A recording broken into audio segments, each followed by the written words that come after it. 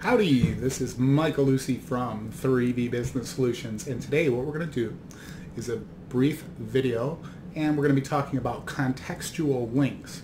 Contextual links are very simple, very easy, something you can do with zero knowledge, the internet, zero knowledge of SEO, and improve the efficiency of your website and acquire a whole heck of a lot more traffic, better rankings in search engines.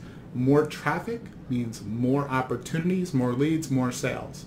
I can say that from first-hand experience. All of the above is true.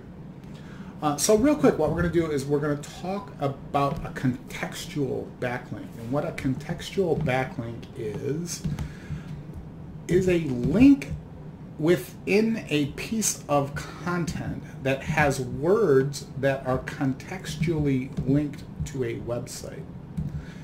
And the value of a contextual link is it sends a signal to a search engine that, hey, there's a link here to a third-party website, and the context or words of that link describe or send a signal to that search engine about what that link is, about what that destination website is itself. So if you give me 1 second, what I'm going to do is I'm going to open up a page and just quickly walk through contextual backlinking and what it is.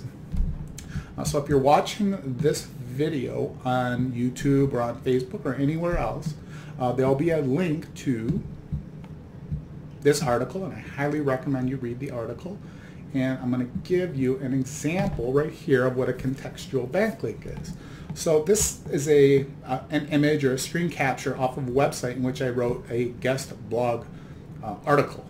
It's a very authoritative website, has good credentials, so I know if I write a good piece of content on this website and I put in good contextual links that I'm gonna get some action off of it.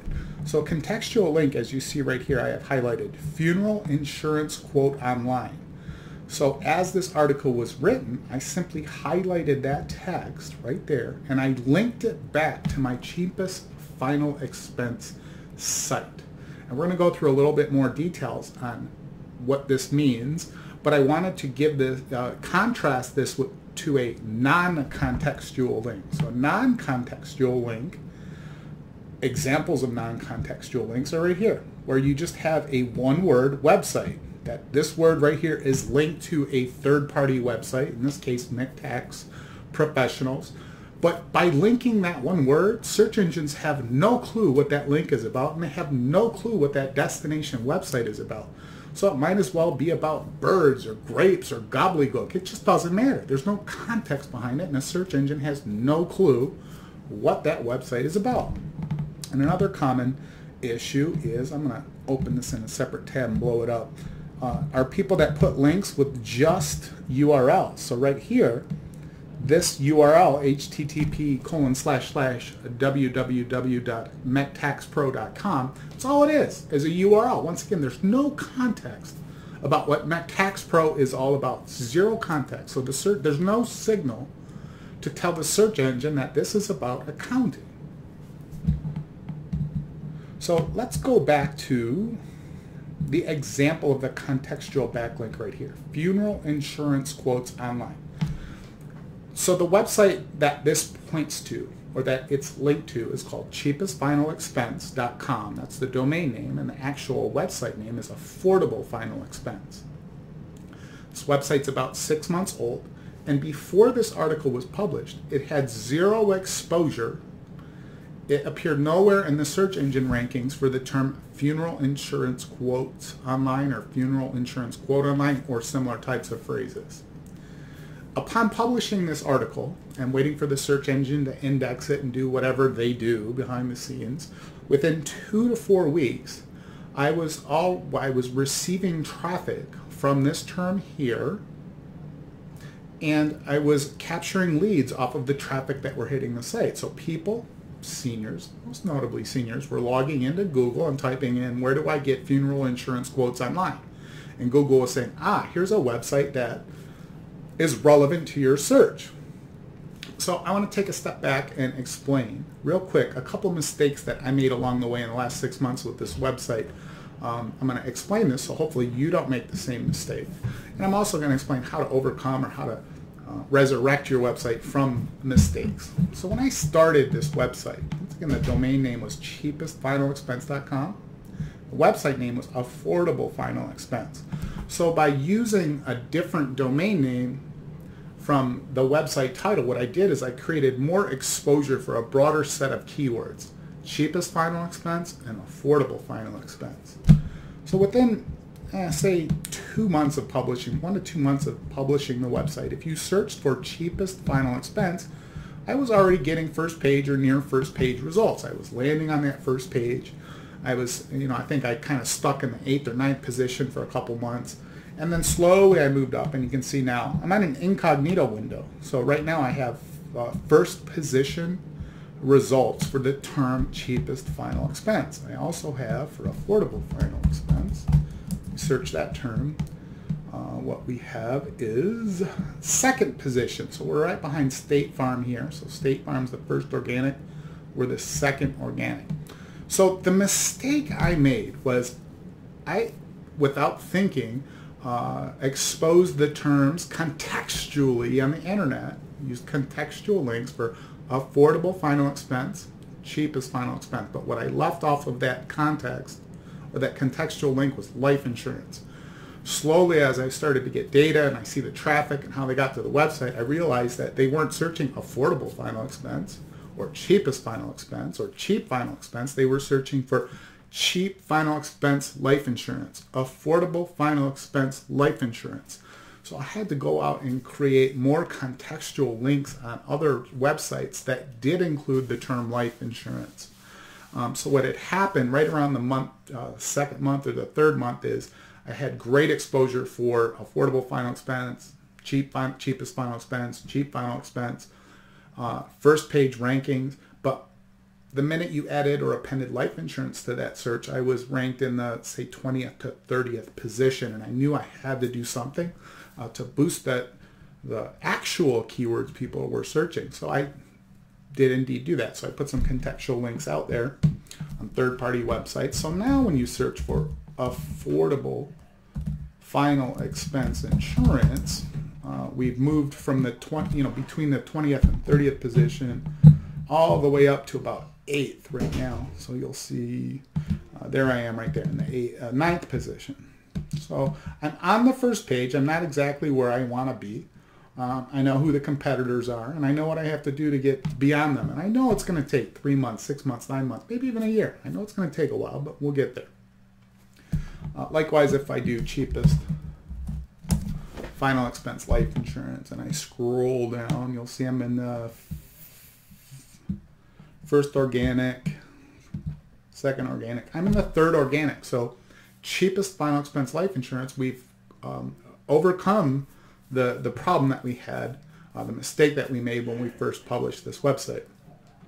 So what ends up happening, and this is getting a little bit into the weeds, and I really didn't want to do so, but I felt it's important to mention this, is what's happening is we're getting traffic for all these terms from the contextual links that we have out there in the internet. And what it does is it opens us up, it exposes us to yet more terms. And then what we do is we slowly learn what people are actually searching for. So first we did cheapest final expense and realized that we had to add on life insurance to that term. So now we're bringing in people for cheapest final expense life insurance. And what that did is that led me to, via reports, via data, that people are actually searching for senior life insurance and variations of that term. So this is what I'm working on right now. So what this does is it builds a map. You start out with target keywords. You expose your website to those keywords via contextual links. You get traffic, you get data, you get intelligence, and you learn what are some of the other terms that you need to be exposed for, and then you just keep moving forward. This website's about 6 months old. I get, I'm going to say about 20 to 30 leads per month off of this website organically for free. My goal is to get a lot more than that, but when you consider that the website's only 6 months old, we have indeed made a lot of progress. I wanted to also give a couple examples, once again, of the non-contextual links. So what we have right here on this web page is just the word website that's linked to this website here. There's no context behind it. A search engine doesn't know if this is about jelly beans or grapes or beef or cars or Volkswagen. It just doesn't know. There's no context. That's not good. It's the same a website here, and this is another example of a non-contextual link. There's no context. There's no signal being sent to the website, to the search engine, exactly what this website is all about.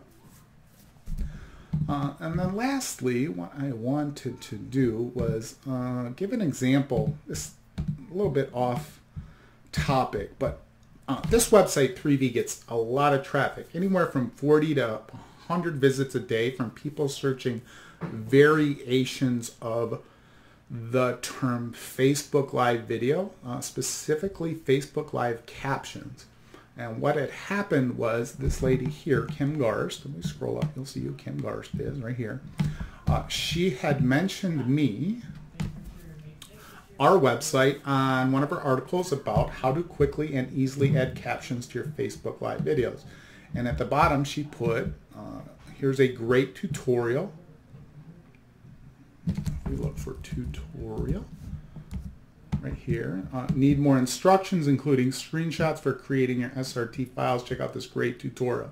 So when Kim wrote this article, she linked the word great tutorial. I have a request that she change these words contextually. With that being said, this, along with a couple other articles that have cited me out there for Facebook Live videos and captions, it's created enough contextual links so search engines know that there's a lot of content on our website about Facebook Live. The net result of that is when you search for Facebook Live captions tutorial or variations of that term, you're going to see that our website is very prominent in that search. Once again, I get between 40 and 100 visits every single day for about 2 or 3 years now. About people researching and wanting to learn about captions and Facebook Live videos. So that's all I have for now. It's very simple. What I recommend you do is wherever you're watching this video, whether it's on Facebook or YouTube or otherwise, it will be accompanied by a link. And on that link is, or if you click that link, you will land here. It's a fairly brief article and it explains exactly how to go about working with contextual links. It explains how to reach out to people that have already linked to your website and ask them to add context to the links. It explains how to go about finding a partner website that you can guest blog on to send contextual links back to your website. Also explain or give recommendations if you belong to any business associations, chambers of commerce, or any organization that links to your website. Ask them to contextually link your site.